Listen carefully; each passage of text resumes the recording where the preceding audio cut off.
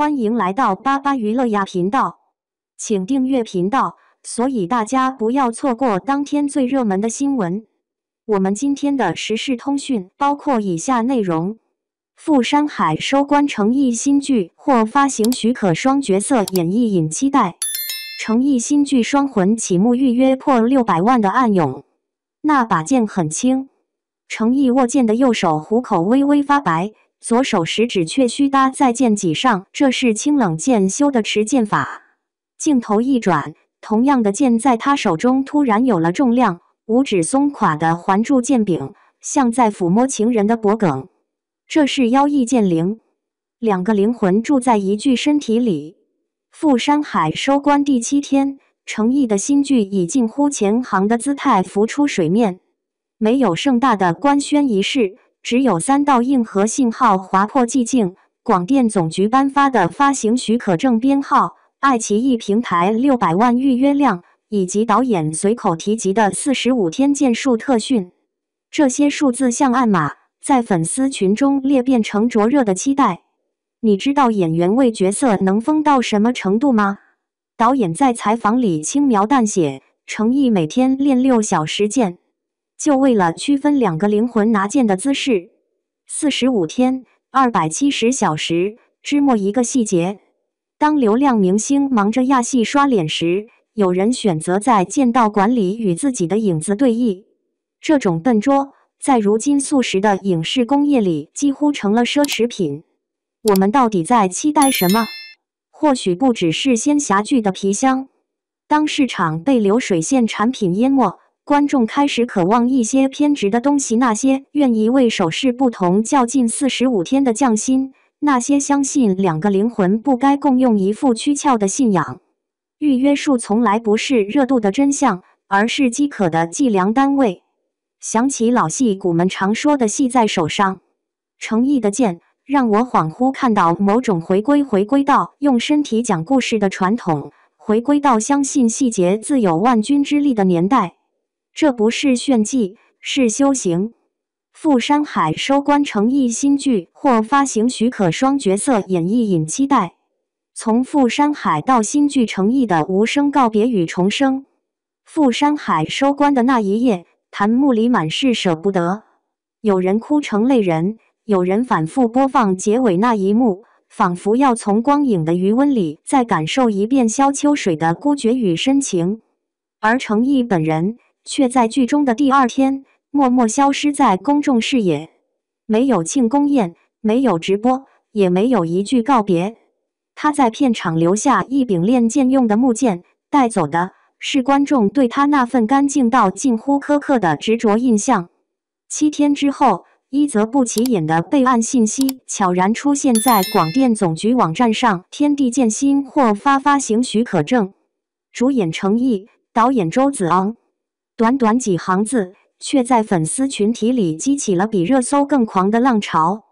紧接着，爱奇艺后台显示预约人数突破600万，没有官宣，没有预告，只有沉默的数据在跳动。那种暗涌式热度，正如诚意一贯的行事风格，不喧哗，自有声。一体双魂的设定，表演难度的极致挑战。两个灵魂，一具躯壳。这个设定看似玄幻，实则极难。它考验的不只是演技，更是演员对肢体语言与精神状态的掌控力。诚意在剧中一人分饰剑修与剑灵两角，剑修清冷克制，如雪中孤松；剑灵妖异魅惑，如暗夜鬼火。导演透露，两人之间没有台词交锋，只有身体的斗争。诚意为了这场自己对自己的戏，闭关训练了45天，只为练出2种截然不同的持剑姿态。剑修的手稳而紧，剑灵的手松而柔，一个像执念，一个像诱惑，区别之在指尖，却藏着灵魂的裂缝。这种执拗近乎疯狂。导演笑着说，他甚至要求我们为2个角色定制不同重量的剑。剑修的那把偏重2两，剑灵那把则轻的几乎可以漂浮。诚意说，他要通过手的重量感，让观众在无对白的状态下分辨出是谁出现了。有人说他太较真，也有人说这是古早派演员的浪漫，可他偏偏就是信这一套，用身体讲故事诚意的反时代表演哲学。在快节奏的影视工业里，许多演员靠特效和配音完成角色层次的呈现，而程毅却在逆行。他总喜欢用身体的真去换角色的魂。在莲花楼里，他靠呼吸控制情绪节奏；在沉香如屑里，他靠眨眼的频率来区分真心与伪装。到了富山海，他用步伐和肩线演出了一个从人变成剑客的过程。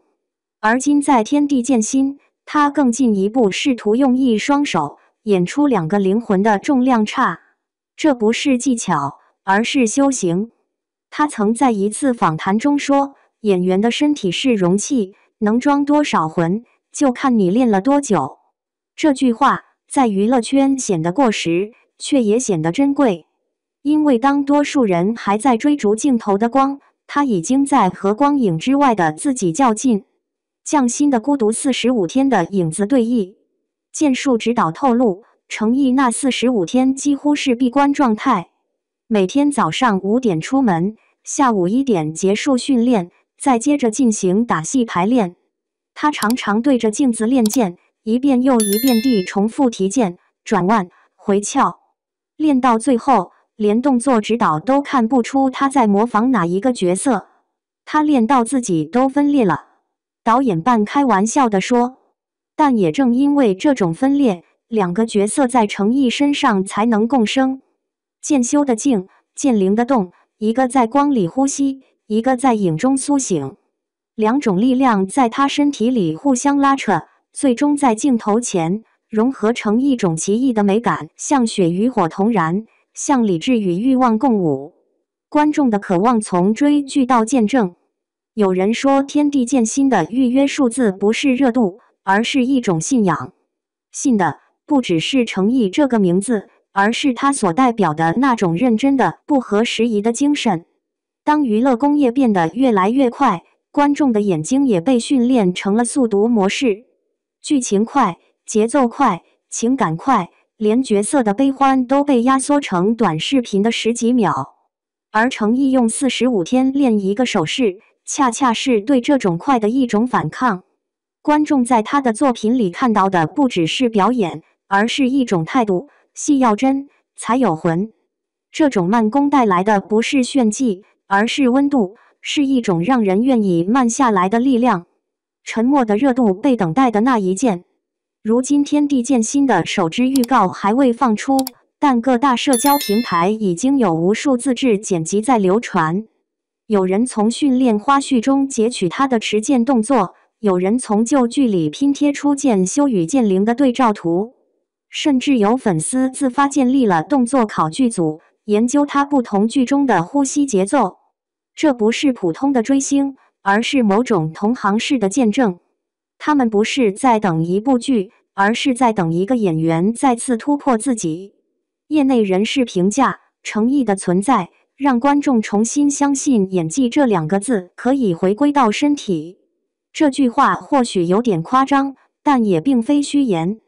在一个流量主导、数据为王的时代，他的孤注一掷反而更显得纯粹。剑在人在，戏即心念。那把剑很轻。导演的开场描述成了整部剧的隐喻。轻的是剑，重的是心。程毅用45天的苦练去赋予一柄剑灵魂，又用一个灵魂去成就2个角色的重量。这种执着也许不会带来立刻的热搜和奖项，但会在时间里发光。富山海的故事结束了，天地剑心的传奇才刚刚启幕。有人问，为什么观众愿意一等再等？答案或许很简单，因为我们都想看看一个演员究竟能在自己身上挖出多深的山海。当那剑再次出鞘，也许不仅仅是剧的开篇，更是程毅对自己10年演艺修行的一次破戒。那一剑会轻如雨，也会重如山。